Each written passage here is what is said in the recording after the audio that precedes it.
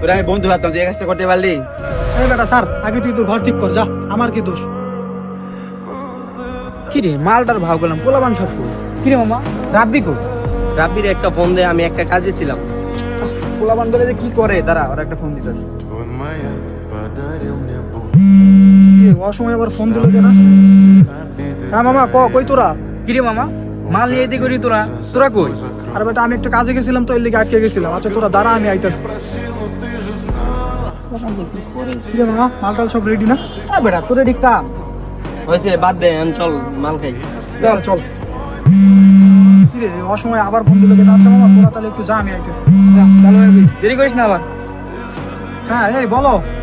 ইমন তো ব্যবসার কাজে বাইরে গেছে, বাসা ফাঁকা আছে, তুমি চলে আসো বাসায়। আচ্ছা ঠিক আছে, তুমি থাকো, আমি আইতেছি।